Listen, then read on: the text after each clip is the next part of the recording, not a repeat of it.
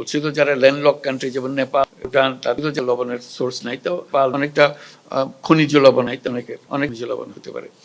যেটা হলো যে যদি লবণ কেউ কেনে, তাতে খোঁজ দিতে হবে আপনি কোথা থেকে কেনেন, কেউ দামে কেনেন, কোন থেকে আমাদেরটা একটু ভালো, কোন সস্তা, আমাদেরটা আমাদের দেখেন। এইভাবে তো ব্যবসা, আমাদের ব্যবসা তো আর নিজের থেকে হয়ে যায় না। খবর নিয়ে একজনের খবর আরেকজনকে দেয়। কাজে যেসব নিয়ে একজন দেশের কথা সেই সমস্ত দেশে এসব আসা যাওয়া করেন সবসময়, তাদের লোক এখানে আসা যাওয়া, আপনারা বলছেন পর্যটনের শহর, এখানে তাদের দেশের লোক নিশ্চয়ই আছে, আসলে ওদের সঙ্গে একটু গল্প গুজব করা। আর সময় খবর তো এখন আজকে ইন্টারনেটে সব খবর পাওয়া যায়। কাজে একটু করলে আপনারা একটু করলে একটু সবাই চেষ্টা করবে, রপ্তানি চেষ্টা করবে, দেশের একটা মূল্য জিনিসের করি। আমাদেরকে যদি লবণ জেনে খেতে আমাদের বহু টাকা লেগেছে, আমাদের লবণ কষ্ট করে করেন বলে সারা দেশের লবণ খেতে পারে আপনার কাছে, সেটা চেষ্টা করবেন। একটা গুরুত্বপূর্ণ বিষয়, সেটা আমরা কথা হারিয়ে না যায়, আমরা যতটা সম্ভাবনা থাকে যেন আমরা গ্রহণ করতে সম্ভব হয়। আপনাকে আমার একটু খোঁজ খবর দিয়েছে লবণের ব্যাপার, যেই হোক তুমি আমার একটু জানাবে, তোমার জানার মতো যতটুকু আছে তো জানালে আমরা খোঁজ খবর নিতে চাই। খুব গুরুত্বপূর্ণ একটা জিনিস। এটা হলো ট্রায়াল বেস, আমি বড় এটা করার কোনো সুযোগ আছে মনে হয় সেখানে আবার এর উত্তর কোনো এরকম বায়ু প্রবাহ নাই, ব্যাগ যে কারণে আমরা এই শক্তি, বায়ু শক্তি পেতে পারি। কক্সবাজারে সম্ভাবনা পেয়েছে, এবং এর থেকে দক্ষিণে আরো বেশি সম্ভাবনা, কিন্তু এটা আরো কোনো অভিজ্ঞতা থাকে।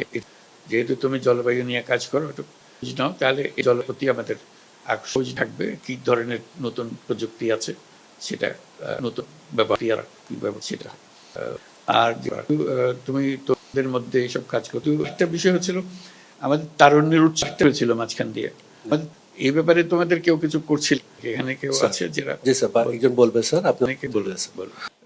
কক্সবাজারের লোকের একটা বৈশিষ্ট্য হলো তারা মাথার ভিতরে একটা এটা সৃষ্টি করা যায় না, কথা ঠিক নয়, কথা মাথার মধ্যে ফেললাম না না পারি একদম ঢুকি গেলে কিন্তু কই যাবে, ওনারা গেলে কিন্তু সরকার এখনো হাম লাগতো না, আর ব্যাকিং করে ফেলেন।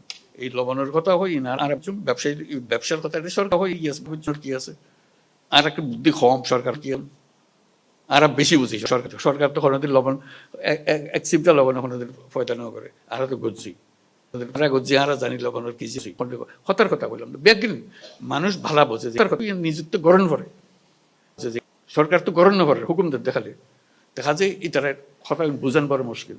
নিজে করি ফুললে আত্মরে গেলে বোধ ফুললে ফেলান যায়।